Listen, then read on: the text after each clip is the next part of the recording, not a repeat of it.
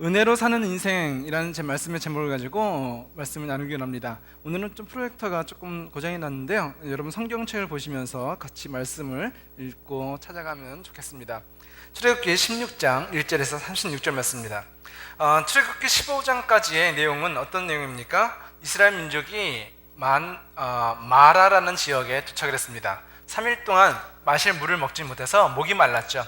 근데 그들이 찾은 물은 어떤 물이었죠? 마라, 쓴물, 먹을 수 없는 물이었습니다. 그때 이스라엘 민족들은 하나님께 원망을 하죠.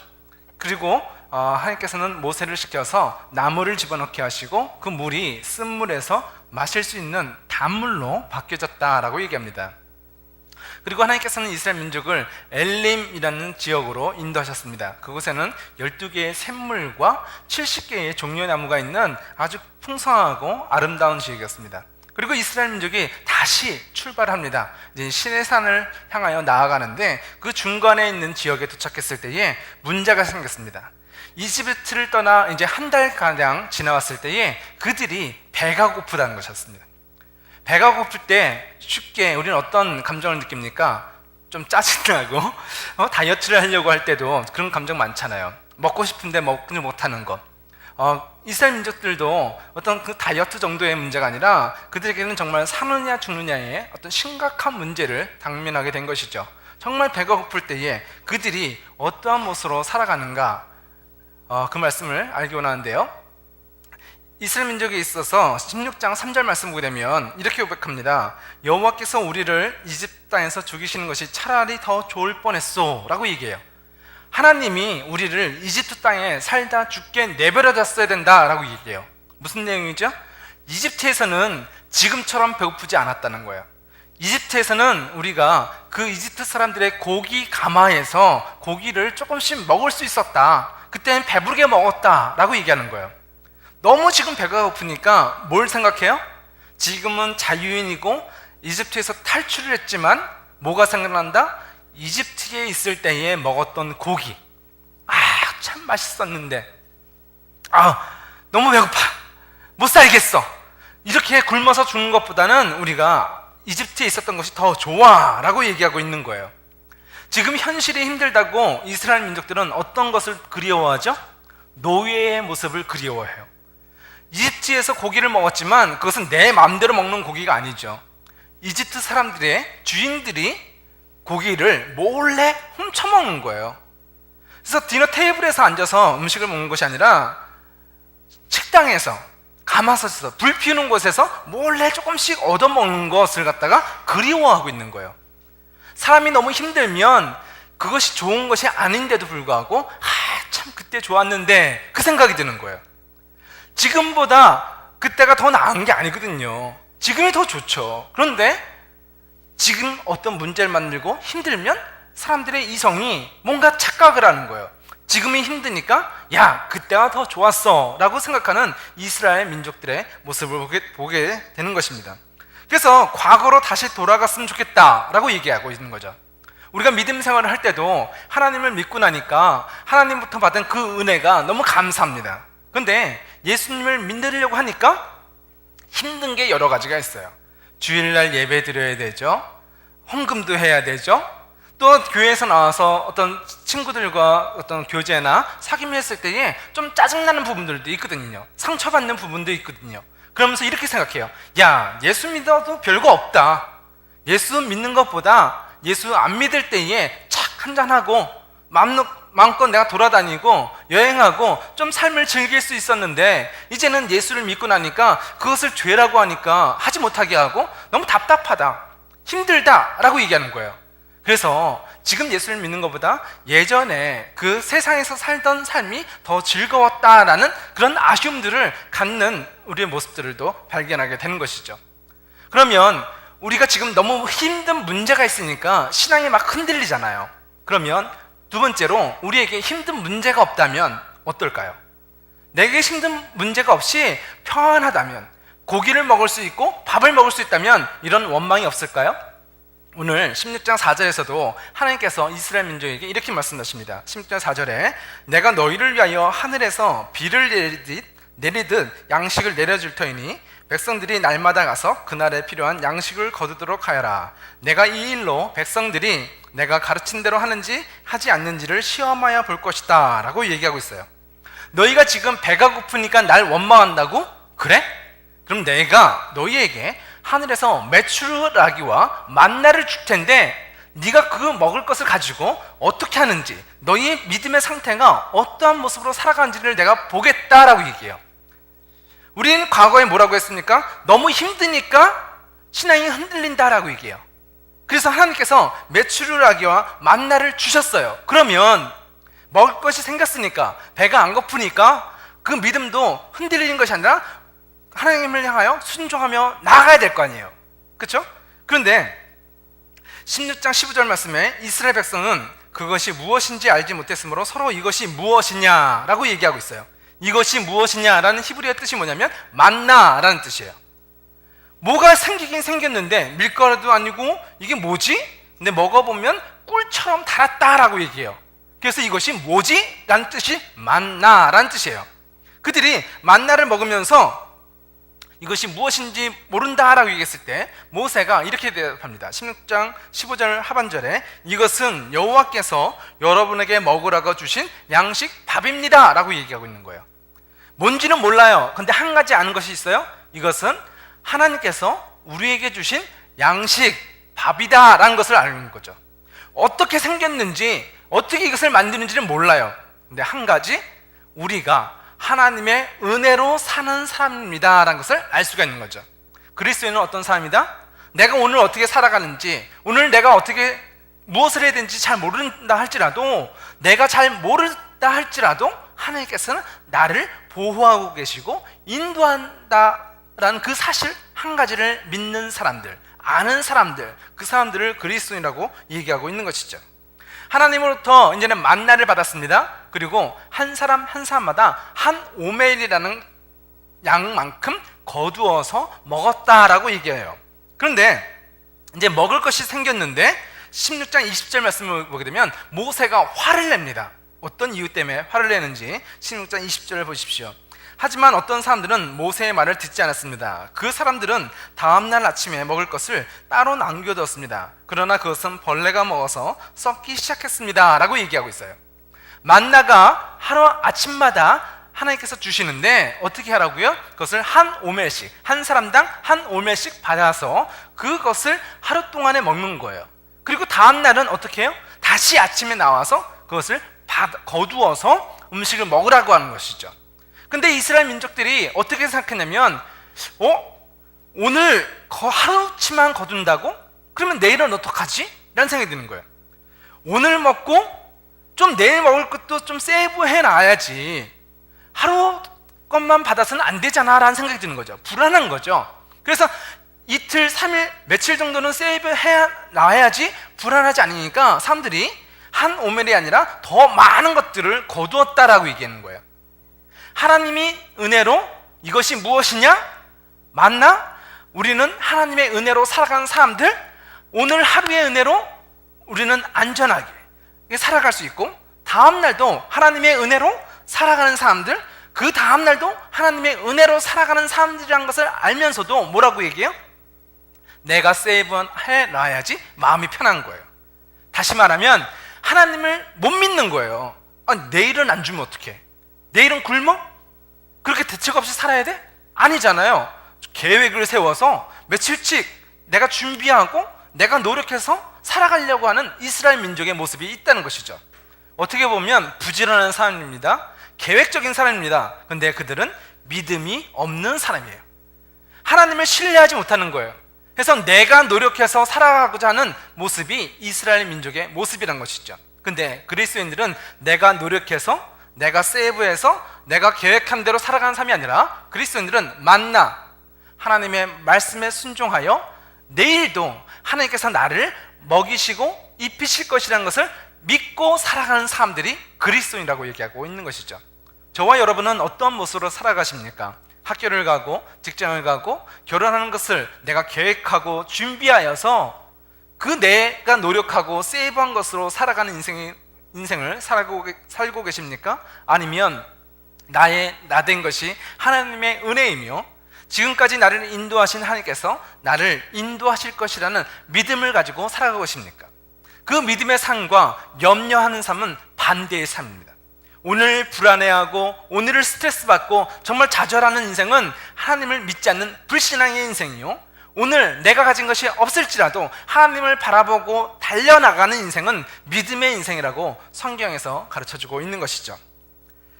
내 꼼수로 살아가는 사람들, 내 노력, 내 실력을 의지하며 살아가는 사람들의 모습이 이스라엘 민족의 모습이었습니다.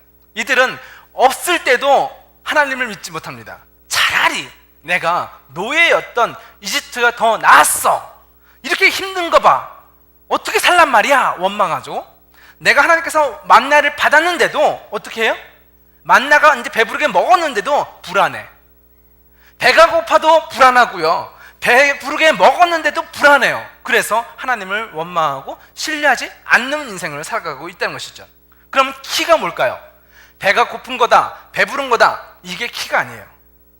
키는 내가 하나님을 믿느냐 안 믿느냐의 차이지, 배가 부르냐 배가 고프냐의 문제가 아니라는 거예요.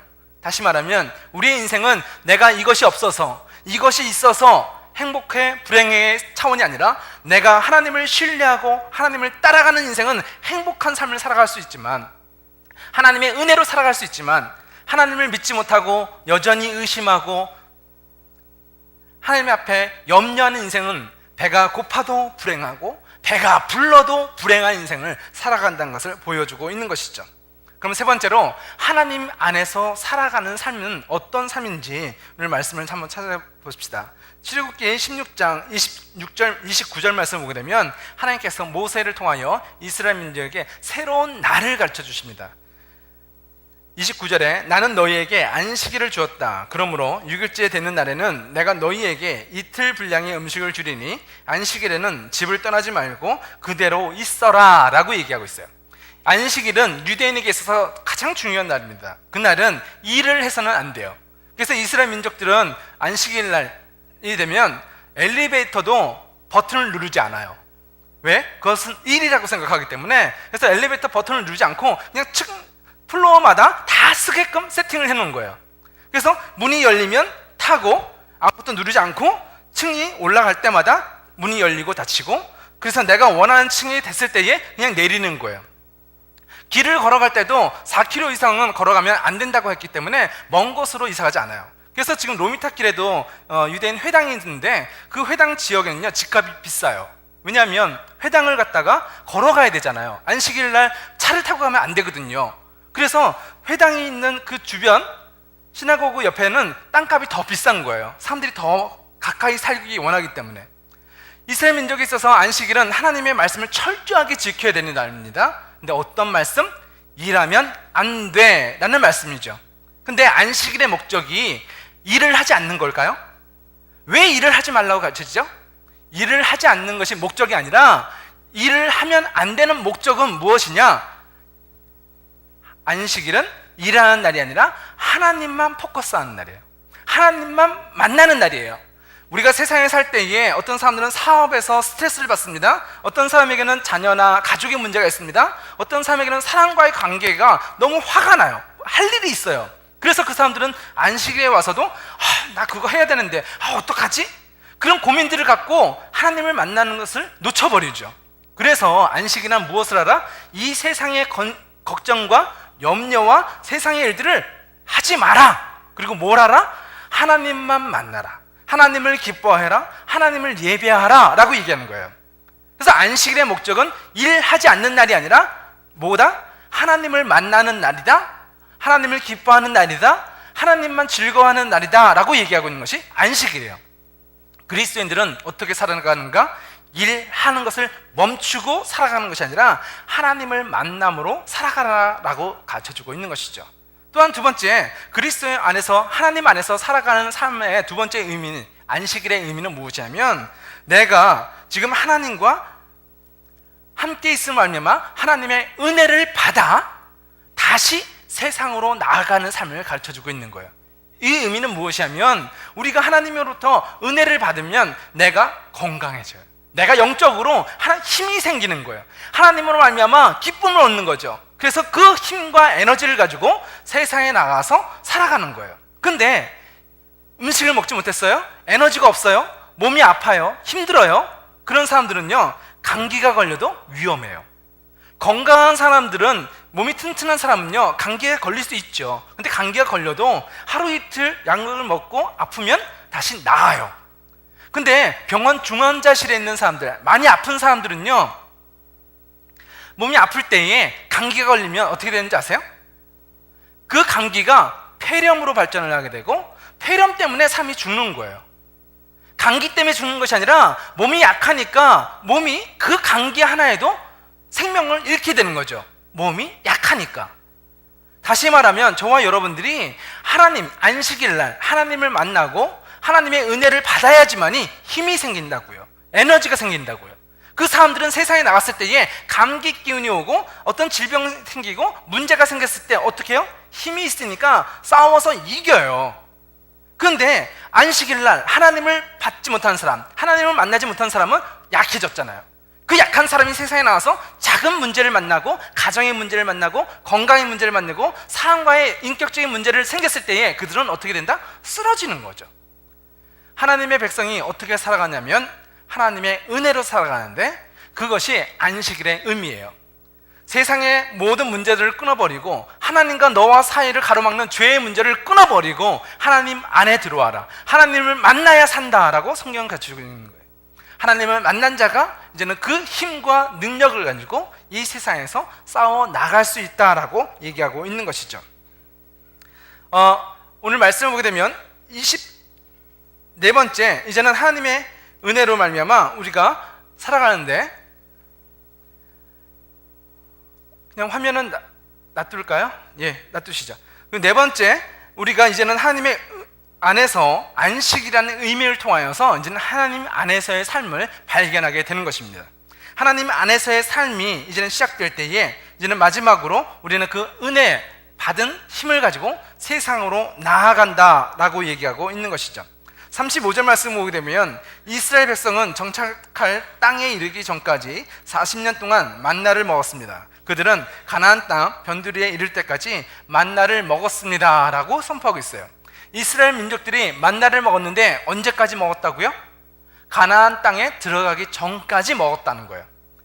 아무거나 먹을 것이 없어서 그들은 원망했어요. 차라리 내가 이곳이 아니라 이집트에서 사는 것이 더 좋았는데 라고 얘기했잖아요. 그리고 하나님이 만나를 주셨는데 그 만나를 40년 동안 먹었다는 거예요. 200만 명이라는 사람이 하루에 3번 밥을 먹습니다. 그리고 1년 365일을 살아요. 그리고 곱하기 40년 동안 먹는 음식의 양이라고 한번 생각해 보십시오. 저희 교회에서 지금 1000명이라는 사람들이 주일날 식사를 할 때도 식당이 너무 바빠요. 밥을 몇 통씩 하고요, 반찬도 몇 통씩 하게 되는데 그것만도 힘들거든요. 근데 1000명이 아니라 200만 명이 하루에 3번 식사를 하고 1년 365일 살고 40년을 살 동안 그 양이라면 엄청난 양이죠. 어떤 사람도 그 양을 준비할 수 없습니다. 그런데 하나님의 은혜가 이스라엘 백성들을 먹이고 입히셨다라고 얘기하는 거예요. 그들의 신발이 닳지 않았다라고 광야의 삶을 소개하고 있는 것이죠. 여러분의 인생은 하나님이 보호하는 인생입니다. 여러분의 인생은 하나님 믿어서 문제가 없어지는 인생이 아니라 문제가 있어도 행복한 인생, 문제가 없어도 하나님을 인하여 하나님을 즐거워하는 인생이 그리스도인의 삶이라고 얘기하고 있는 것이죠. 그 키가 뭐라고요? 안식, 사바트, 샬롬이라는 그 평강, 기쁨을 하나님으로부터 받은 자만이 이 인생을 살아갈 수 있다라고 성경은 가르쳐주고 있는 것입니다. 여러분의 삶 속에서도 문제가 나타나고 어떨 때는 좋은 날도 있습니다. 근데 그 문제에 포커스하지 마시고 우리의 인도자 되신 하나님을 바라보시기를 예수님의 이름으로 축원합니다. 하나님을 바라보는 하나의 키워드, 예배하는 삶이에요. 안식이라는 그 의미는 우리 믿는 자들에게 하나님을 만나는 자리예요. 하나님을 만나기 위하여 이스라엘 민족들은 율법을 지켰어요. 하나님을 만나기 위하여. 그런데 우리의 어떤 노력으로도 우리가 하나님 앞에 갈 수 없기 때문에 하나님께서 친히 인간의 몸으로 이 땅에 오신 분이 예수 그리스도세요. 예수를 만나는 사람은 율법으로서가 아니라, 율법은 하나님을 만나기 위해서 간 거죠. 그러나 이미 하나님을 만난 저와 여러분들은 성령이 우리 안에 계심을 알면만 우리가 어떻게 살아야 된다? 하나님을 예배하고 일하는 것과 일하지 않는 것의 중요성이 아니라 하나님 안에서의 삶을 살아가라 라고 얘기하고 있는 것이죠. 그 안식일의 두 가지 의미는 뭐였었죠? 하나님 안에서요 만남, 두 번째는 하나님으로부터 받은 은혜를 가지고 이 세상을 살아가는 그리스도인의 삶이라고 가르쳐주고 있는 것입니다. 그리스도인의 삶은 하나님을 즐거워하는 삶입니다. 하나님과 함께하는 삶이 그리스도인의 삶입니다. 그리고 그 하나님을 신뢰하고 하나님의 은혜로 오늘 하루하루를 살아갈 때에 하나님의 영광을 드러내는 그리스도인이 되시기를 예수님의 이름으로 축원드립니다. 기도하시겠습니다.